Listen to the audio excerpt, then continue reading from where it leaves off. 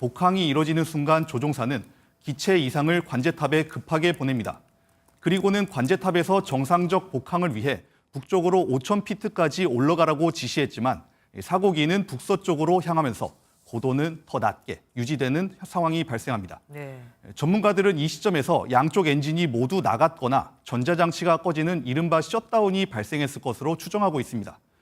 긴급 상황이 발생하자 조종사와 관제탑은 급선회를 해 북쪽에서 남쪽으로 착륙을 협의했고 관제사는 착륙을 허가했습니다. 이 시간이 오전 9시경인데요. 사고기는 동체 착륙을 하다 활주로 밖에 있는 로컬라이저, 콘크리트 둔덕에 충돌하고 대형 참사가 일어난 겁니다. 제주항공 사고 여객기가 1차 착륙에 실패하고 복항을 시도한 직후 기체가 통제 불능에 빠진 것으로 유추되는 정황이 확인됐습니다.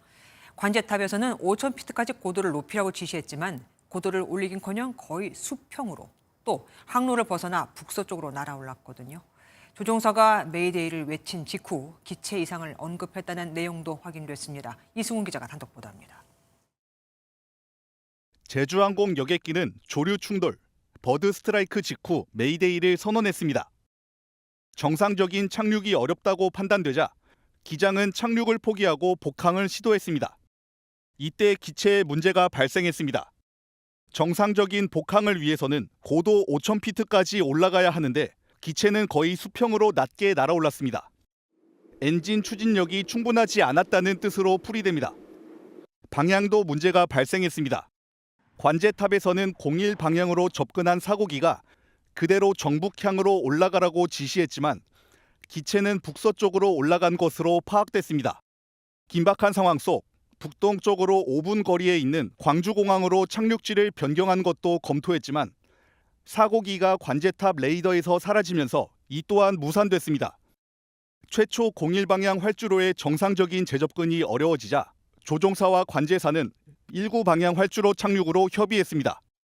고도 5,000피트 상승과 항로 방향 모두 제대로 이뤄지지 못한 것은 사고기에 큰 문제가 생겼다는 뜻입니다. MBN 취재 결과 사고기의 기장은 메이데이 선언 직후 기체 이상을 관제탑에 신고했다는 사실이 확인됐습니다. 국토부는 조사 중인 사안이라며 말을 아꼈습니다. 아직 저희한테 특별한 결과가 나온 건 아직 없습니다. 조사가 진행 중이라는 말씀을 드리고 전남청 사고조사본부는 수사를 통해 사실관계를 명백하게 밝히겠다는 입장을 냈습니다. MBN 뉴스 이승훈입니다. 어제 무안공항 참사 활주로 인근에서 MBN 취재진이 보잉 737 비상착륙 매뉴얼 설명서 조각을 발견해 단독 보도해드렸는데요. 국토교통부는 당시 긴박한 상황을 추정할 수 있는 중요한 단서라면서도 정작 이런 유류품이 수거됐는지조차 모르고 있었습니다. 뒤늦게 공항 밖 담장까지 수색에 들어갔습니다. 정치훈 기자가 단독 보도합니다. 참사 현장에서 발견한 뜯어진 쪽지입니다. 사고기인 보잉 737 800기종이 비상 상황 시 랜딩 기어를 내린 상태에서 최소 동력으로 날아갈 수 있는 거리가 적힌 매뉴얼입니다. 뜻기는적으로 미뤄 공항에 착륙시키려 했던 조종사의 필사적인 상황을 알 수 있는 단서입니다.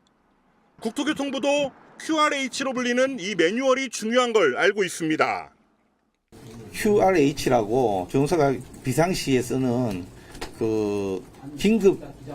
급하게 찾을 수 있는 퀵 레퍼런스 핸드북이라고 그런 매뉴얼 등에 수록되어 있습니다. 매뉴얼 쪽지가 처음 발견된 건 참사 나흘째인 지난 1일. 국토부 관계자는 이런 유류물이 현장에 남아있는지 몰랐다며 사실관계를 밝히는 데 도움이 될 것이라고 말했습니다.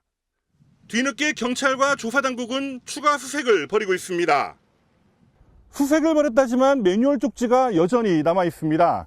이 쪽지가 발견된 곳은 사고 지점부터 200m 떨어진 공항 담장 밖으로 누구나 올 수 있는 곳입니다. 우리 같은 사람들이 이렇게 보면 금방 아는데 그렇지 않은 사람들은 그냥 일반 승객이 갖고 다녔던 서류라고 생각할 수도 있겠죠. 항공사고조사는 초기 대응이 매우 중요하다고 입을 모으지만 중요한 단서조차 제대로 파악하지 못하고 있습니다. MBN 뉴스 정춘우입니다. 그러면 사고 당시 조종실에서 어떤 일이 있었는지 경제부 이승훈 기자에게 좀 더 자세히 들어보겠습니다. 어서 오십시오. 당시 사고 상황부터 다시 재구성을 해보죠. 네, 이제 많이 보도가 됐지만 제주항공 사고를 시간대별로 재구성해봤습니다. 오전 8시 54분 사고기 기장은 관제탑에 착륙 허가를 요청하고 관제탑은 착륙을 허가했습니다. 그런데 3분 뒤인 8시 57분 관제탑은 사고기의 조류 충돌을 주의하라는 메시지를 보내고 2분 뒤인 8시 59분 사고기는 급하게 관제탑에 조난 신호를 보냅니다. 이 메이데이 버드 스트라이크죠. 그리고는 착륙을 포기하고 다시 고도를 높여 날아오릅니다. 이른바 복항, 고어 라운드를 결정한 건데요. 여기까지는 흔한 일은 아니지만 있을 수 있는 이른바 주류 충돌 상황입니다. 문제는 이게 전부가 아니었다는 겁니다. 앞서 리포트에서 봤듯이 복항이 이뤄지는 순간 조종사는 기체 이상을 관제탑에 급하게 보냅니다. 그리고는 관제탑에서 정상적 복항을 위해 북쪽으로 5,000피트까지 올라가라고 지시했지만 사고기는 북서쪽으로 향하면서 고도는 더 낮게 유지되는 상황이 발생합니다. 네. 전문가들은 이 시점에서 양쪽 엔진이 모두 나갔거나 전자장치가 꺼지는 이른바 셧다운이 발생했을 것으로 추정하고 있습니다. 긴급 상황이 발생하자 조종사와 관제탑은 급선회를 해 북쪽에서 남쪽으로 착륙을 협의했고 관제사는 착륙을 허가했습니다. 이 시간이 오전 9시경인데요. 사고기는 동체 착륙을 하다 활주로 밖에 있는 로컬라이저, 콘크리트 둔덕에 충돌하고 대형 참사가 일어난 겁니다. 그러니까요. 그 둔덕이 문제라는 거 아닙니까? 어제 잠깐 보도해 드렸습니다만 2m 콘크리트 둔덕 누가 처음에 만들었는지 아직도 모른다고요. 네, 그렇습니다. 어제 기자가 2023년 무안공항 로컬라이저 개량공사 설계를 맡았던 업체를 찾아가 물어봤는데요. 이 업체도 언제 누가 처음 그 둔덕을 만들었는지 모른다는 답변을 내놨습니다. 네. 자신들은 2m 둔덕 위에 놓인 로컬라이저와 그것을 떠받치는 30cm의 콘크리트 판을 만들었다는 겁니다. 이 공사를 발주한 한국공항공사도 공항이 다 건설되고 나서야 운영 보수 유지를 맡았기 때문에 건설 당시 누가 이 둔덕을 만들었는지는 모른다는 식으로 얘기하고 있습니다. 공항 이제 개항 때부터 국토부에서 다 이제 지어가지고 저는 인수를 하고 에어사이드에 있는 항해안전시설 특히 이런 로당 사용 허가를 받아가지고 유지 보수 관리를 하고 있습니다. 네, 2007년 개항 당시 공사를 맡았던 금호건설도 오래된 일이라 누가 그 둔덕을 만들었는지 알 수 없다는 입장입니다. 네. 국토부는 계속 조사 중이라는 말만 되풀이하고 있습니다. 그런데 궁금한 게 하나 있습니다. 그 콘크리트 둔덕 말이에요. 거기 흙을 갖다 놨고 그리고 또 잔디까지 깔아놨습니다. 그게 없었더라면 누군가 보고 신고를 했을 수도 있고 그리고 조종사들도 위험을 또 느끼고 피해 갔을 수도 있지 않습니까? 네, 그렇습니다. 그 흙과 잔디로 덮여 있어서 그 안이 콘크리트로 되어 있다는 걸 아는 사람은 없었던 겁니다. 네. 국토부에 물었더니 이런 답변이 오늘 나왔습니다. 함께 보시죠.